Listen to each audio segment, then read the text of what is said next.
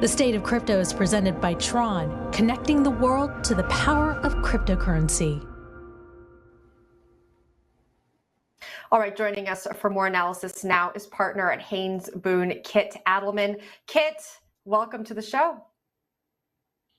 Thank you for having me. Thanks for being here. A big story for the crypto industry broke yesterday.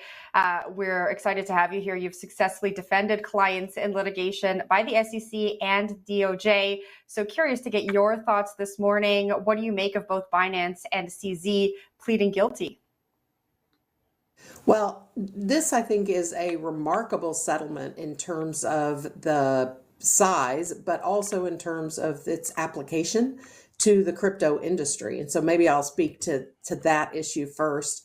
The money laundering and OFAC controls issues applicable to the crypto company Binance are now things that are going to have to be front and center to every crypto business. All of our clients that deal with cryptocurrencies in one capacity or another are going to have to really ramp up their internal controls, their compliance processes, and the like to address that. I think this is not only important for Binance, but significantly important to the industry as a whole. So going back to the question I asked Nick just earlier, here we have a settlement. We have basically a non-U.S. company with a non-U.S. CEO operating. Granted, they operated, according to the settlement, they operated in the U.S. illegally. Nonetheless, most of its business assets, etc., were not in the U.S. How and why would an agreement like this, would a deal like this even happen?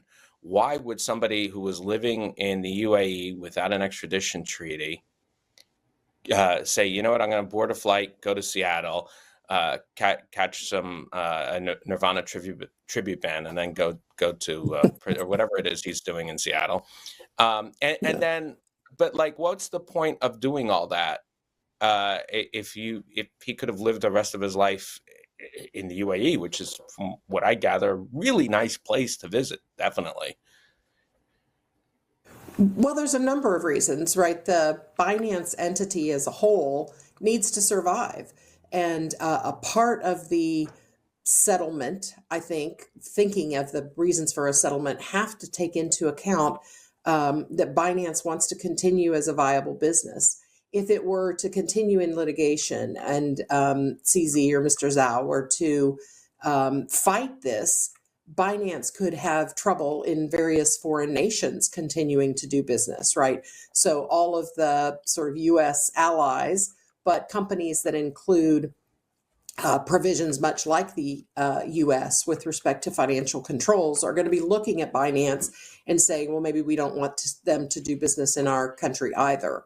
So entering into a settlement where CZ pleads and steps down, where the company agrees to pay money, to fix its controls, to have a monitor in place, all of these things allow the company to continue to do business, albeit outside the U.S.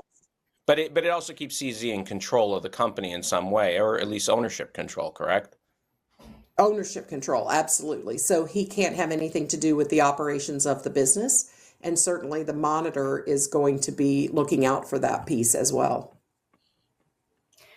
I want to talk a little bit more about the terms of this settlement. So Binance is required to have that monitor for 3 years, enhance their compliance program, and to cooperate with the department. This requires them to go back and report any suspicious past transactions. Now, I want to get your opinion. Are these requirements, coupled with the $4 billion fine, almost crippling the business in a sense? Can they survive these compliance terms and pay this fine?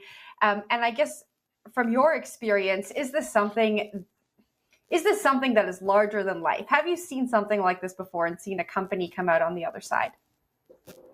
Well, Jen, that's a really good question. So the monitor issue, I would separate, and the compliance control, separate that from the concept of the penalty number. DOJ and the various other agencies, OFAC and Treasury, have used monitors a lot in connection with settlements where the company itself has to plead guilty, right? A corporation doesn't always plead guilty, can't do jail time, all those kinds of things. But when they do, the government takes that very seriously. And so monitors are put into place with a lot of public companies. I mean, if you think about things like,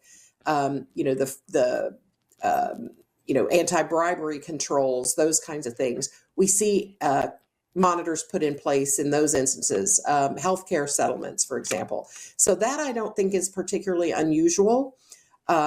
What is unusual here for a cryptocurrency business is the size of this penalty, the size of the penalty as to CZ personally.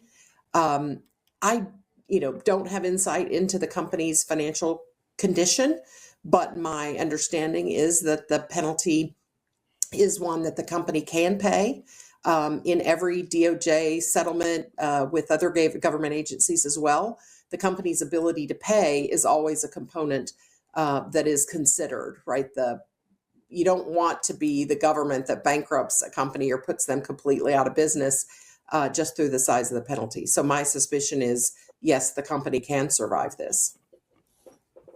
Although in the case of Binance, I mean, was it necessarily something that they would have opposed? In other words, they've never been too thrilled with Binance existing as an entity, it seems, just based on, comments and some of the charges, et cetera. It's almost like they look at it as like, yeah, we don't care if Binance goes out of business. So was that necessarily a consideration for DOJ and everybody else when they came up with the settlement? Or was it more of like, well, let's see how much we can get out of them? Well, gosh, there's so many things at play there, Lawrence. I think one is we have to remember the government agencies don't like cryptocurrency and don't like the crypto business. They think everybody who's involved in it is somehow a criminal. So there is that component at play. There is the let's see how much we can get out of them. I mean, it needed to be, from the government's viewpoint, as a former regulator, I can say, it needed to be a penalty that the government said sent a message. So they're definitely looking for just where that line is. But the government itself tends not to want to be the reason a company goes out of business. The penalty may be too big that at the end of the day, Binance loses business because of this or something else falls out. But people don't want to say that the government is in the business of closing down companies. And so they're looking for the right balance. They're sending a message, got to be a big penalty, but not so big that the company can't continue. Kit, Nick brought this up in our last segment. CZ faces up to 18 months in prison under federal sentencing guidelines. But the New York Times reported that prosecutors are keeping open the possibility of a stiffer penalty. How long do you think he'll go to prison for? Gosh, I didn't check the sentencing guidelines here. There are some specific guidelines that federal judges look to see how long someone will go to jail for. And there are what the government refers to as upward departures. And so the prosecutors could be looking for some upward departures to make that sentence a little bit longer, to make it more meaningful. Again, the messaging that the government is sending out here really is a warning to other crypto companies. And so I think they're going to be sending as big a message as they can. So I wouldn't be surprised if it went far beyond 18 months. So speaking of other crypto companies and sending a message to them, do you think, is it possible that as part of the deal that CZ may have sung, if you will, about other crypto companies, crypto entities? And is this the last we're hearing of Binance-related malfeasance, or might it be other things coming up regarding other companies that would have come from this deal? I have not seen the provisions that require CZ to engage in cooperation and provide information continuing to the government with respect to other cryptocurrency companies.